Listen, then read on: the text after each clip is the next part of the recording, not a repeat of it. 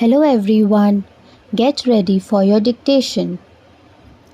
The dictation starts in 5, 4, 3, 2, 1. Sir, the Essential Commodities Act was passed 5 years ago, and when the minister yesterday came with an amending bill, we expected that he would give us a brief report on the working of this measure for the last few years. But unfortunately, we are kept in the dark in regard to the exact working of the Act and the nature of the difficulties the minister is facing.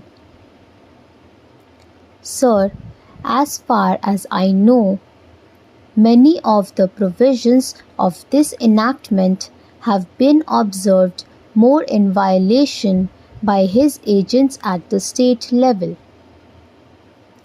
The food minister may be very earnest, may be very able, and may be very anxious to see that the various provisions of the Act are implemented in the most effective manner at the state level, but unfortunately, his agents at the state level are not equally enthusiastic or equally anxious to observe the provisions of this enactment. The most important objectives of this enactment are to control the supply and distribution of commodities and to maintain a stable price level. In regard to both these aspects, I am afraid that the government has failed to realize the objectives in view. Some time past, when there was scarcity of food grains, attempts were made to make procurement from certain wholesale merchants and from rice mills. In my own state, I know of many instances of such procurement where, after making known that certain things had to be done and certain steps had to be taken by the merchant community, nothing was done later on by the government when they found that these very orders of the government were violated. As a result of the violations, there was a consequent rise in the prices of food grains.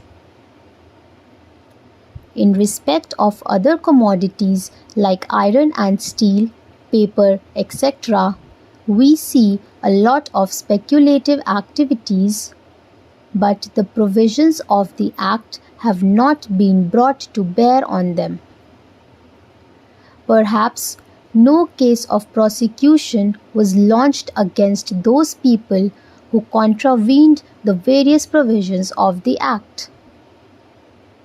We are interested to know in how many cases the government have taken steps to prosecute individuals who have violated the various sections of the Act. The minister said that the powers under the Act were not adequate.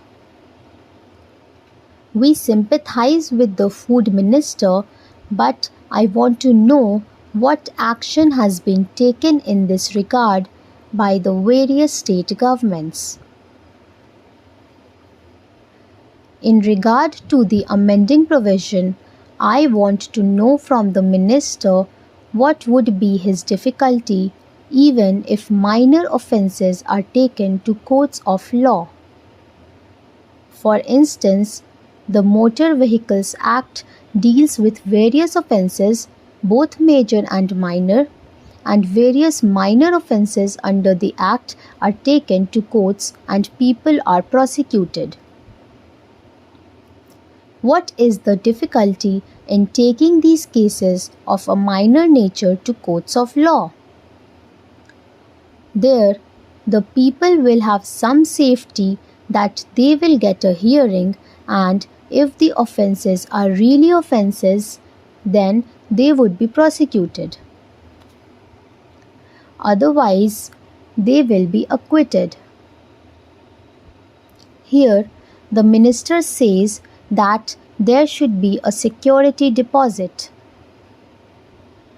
If there is a violation of a particular provision of the enactment, then the executive authority will have the power either to confiscate a part of the amount or the whole of the amount.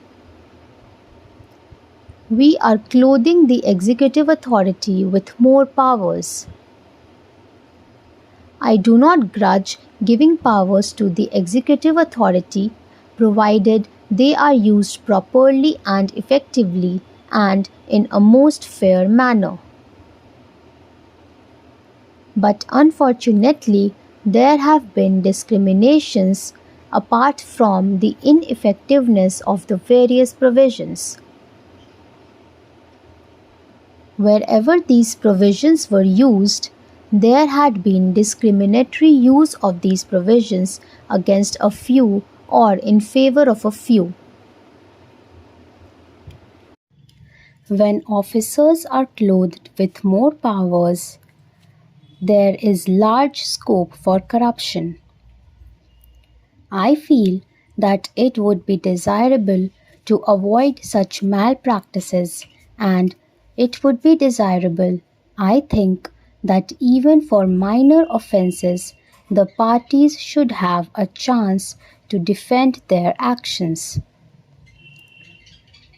I do not think that this problem of dealing with minor offences will become complex or complicated in any way if we take them to courts of law. I want a reply from the minister in what way he is suffering from a handicap in dealing with minor offences or offences of a technical nature. The honourable member made the point that even if this thing was acceptable to the House, he did not know what amount would be demanded as security. So, the minister should tell us what amount is normally expected from a licensee in all cases and what the offences are which are of a technical or minor nature which he has in view. We are not told which are major offences and which are minor offences. Clarifications on these points are necessary. I wish that the Act which came into effect long ago was implemented properly. I know that the minister here is very earnest in implementing it, but his colleagues at the state level and at the central level are disappointing him.